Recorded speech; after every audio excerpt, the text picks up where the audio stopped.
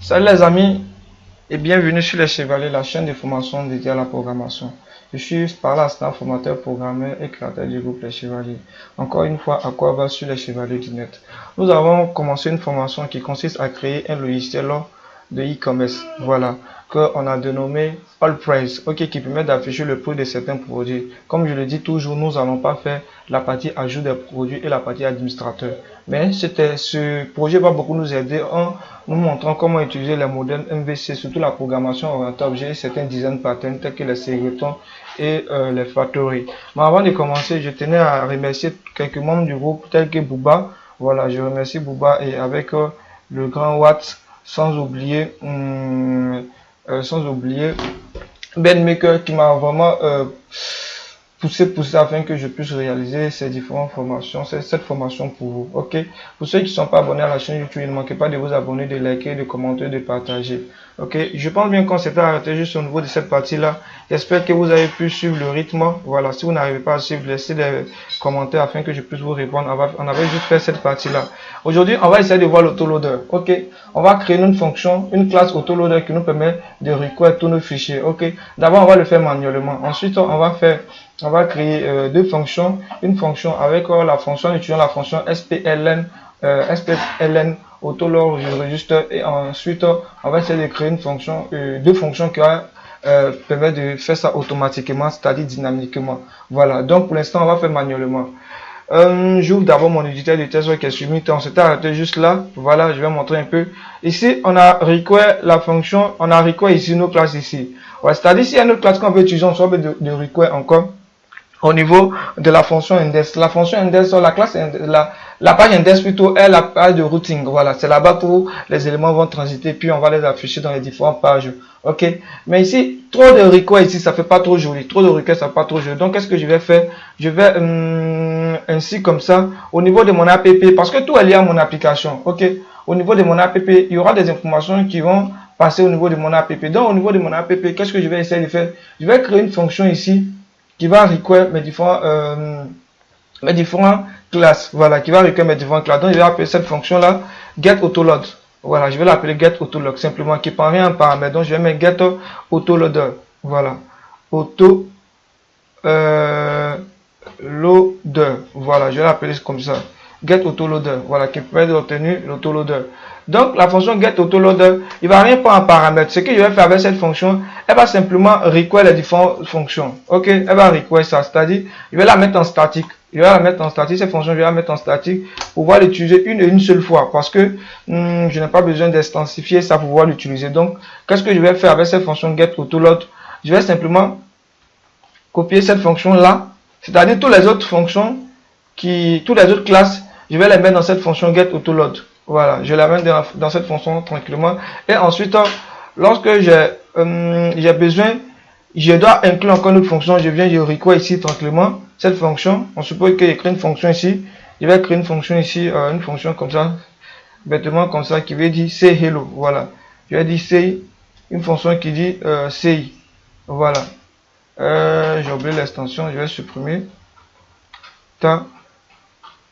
Je réponds. Oui, je vais supprimer. Bon, je vais créer une fonction que j'ai appelée form, qui sert mon formulaire. Voilà, qui sert mon formulaire. On suppose que qui sert mon formulaire. Form.php. Voilà. Vous allez voir un peu form.php. Ok. Et ici, je vais créer une classe PHP. Ensuite, classe form. Classe. Ensuite, je vais l'appeler form. Form. Ok, si vous vous rappelez très bien en HTML, voilà en HTML, ok, HTML, en HTML là, il y a les inputs, voilà, les inputs, vous vous rappelez très bien les inputs, on va essayer de faire une fonction qui permet d'afficher les inputs. Je tiens à vous dire que c'est juste, ça ne fait pas partie de notre exercice, c'est juste vous montrer un peu quelque chose qu'on va utiliser, cette fonction qu'on va l'appeler input, voilà, on va l'appeler input, simplement input. On va l'appeler input qui va rien mettre comme argument. Voilà, il n'aura pas de valeur, il n'aura aucune valeur. Donc ici, le rôle ici, ça va retourner, return, une propriété HTML.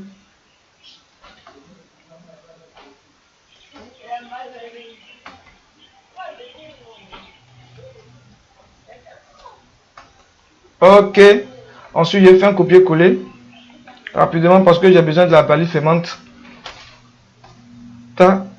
Ici il y a un slash, à la fin il y a un slash. Ok, et ici je vais mettre input. Voilà, input, voilà. Je pense bien que c'est un seul élément. Voilà, c'est un seul élément. Donc je vais enlever ça. C'est une balise orpheline. Donc c'est input. Ici type, on va poser le type pour mettre test. Juste un truc dessin, voilà. Je pense bien que ça, ce sont des trucs basiques en HTML. Petit test, voilà. Ensuite, c'est bon. Je pense bien que c'est bon. Type test, je n'ai pas besoin de mettre les values. Donc, voici ça. Cette fonction-là, on veut l'afficher au niveau d'ici. Voilà. On veut l'afficher au niveau d'ici. Donc, simplement, on va venir au niveau de notre, ici, on va venir request ça. On va venir au niveau de notre API, notre application pour request ça. Voilà, ça se trouve dans quel dossier? Ça se trouve dans le même dossier que celui de notre API. Voilà. Donc ici, je vais annuler ça parce que j'ai mal fait. Voilà. Ici, lorsqu'on cliquait ici pour request ici, exemple laquelle on faisait ça. Mais ici, ça se trouve dans le même dossier ici. Donc, exemple là, on n'a pas besoin de faire ça. De même forme ici. .php. Voilà. Donc maintenant, qu'est-ce qu'on a fait? C'est notre API qu'on va request ici. Lorsqu'on a request notre API, c'est comme si notre API c'est une branche. Lorsqu'on request notre API ici, le tronc c'est notre tronc. Maintenant, dans le tronc, il y a les branches. Voici les différentes branches qui sont à l'intérieur ici. Je vais glisser ça pour mettre ça ici pour vous montrer. Voici les différentes branches qui sont ici. Si on a besoin d'utiliser l'élément qui est là, la forme, on n'a plus besoin de... Je vais mettre en statique pour aller plus vite. Je vais mettre en statique, où c'est forme. Je vais mettre en statique. Je vais mettre en statique pour ne pas créer de constructeur. Voilà, je mets en statique. Si j'ai besoin d'utiliser ça, il me suffit simplement maintenant, c'est facile. Je vais mettre ici. Je vais mettre ici pour tuer le contenu, pour tuer la suite, parce que je n'ai pas besoin de ça. Je vais mettre ici. Et voici ce que je vais faire. Je viens tout simplement ici. Je écris forme 2.2. Et c'est input. Voilà. Input. En parenthèse. Il n'y a pas de valeur. Non, il ne prend pas de valeur. Et il reste que ça donne une valeur que j'appelle ça $form. $input. Voilà, je vais appeler ça $input. Et ensuite, je vais écho ça. Je vais écho le contenu de $input.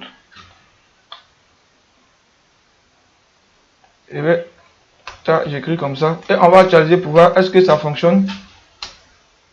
On me dit la classe database que je recueille n'existe pas. Ok, la classe database que je recueille n'existe pas.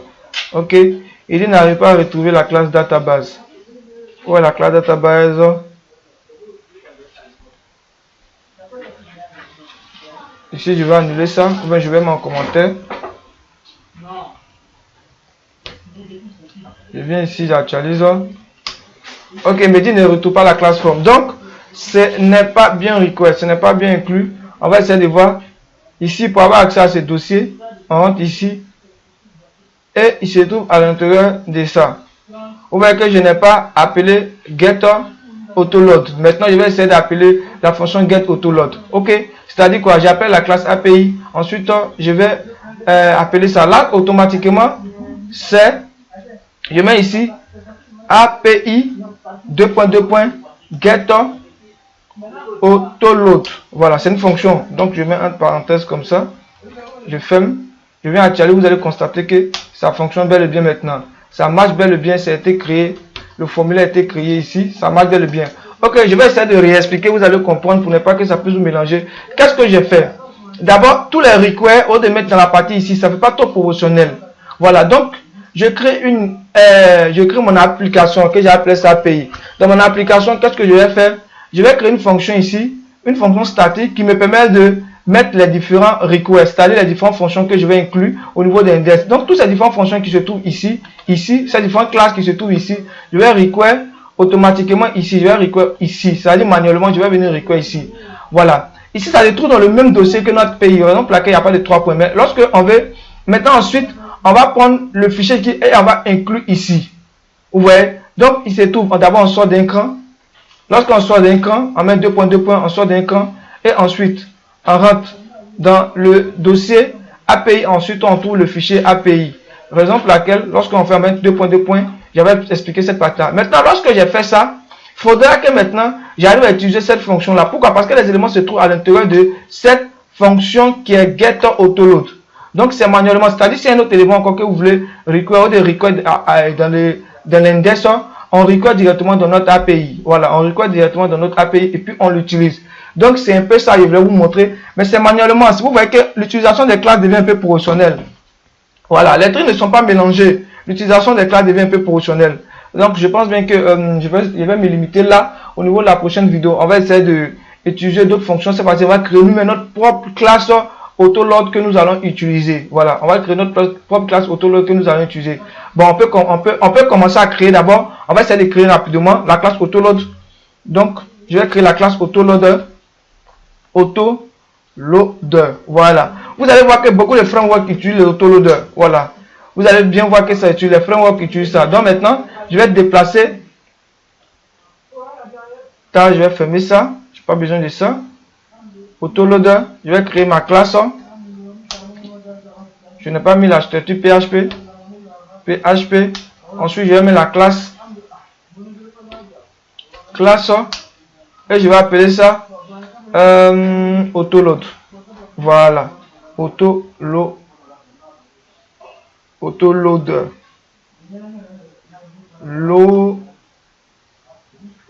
Voilà, comme ça. Je pense bien que c'est ça, j'ai écrit AutoLoader. Et ensuite, la fonction que j'ai créée ici, je vais utiliser cette fonction-là pour la mettre ici.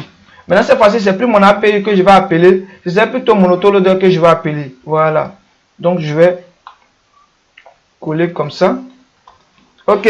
Ici, ce serait plus mon API que je vais appeler, ce serait mon AutoLoader.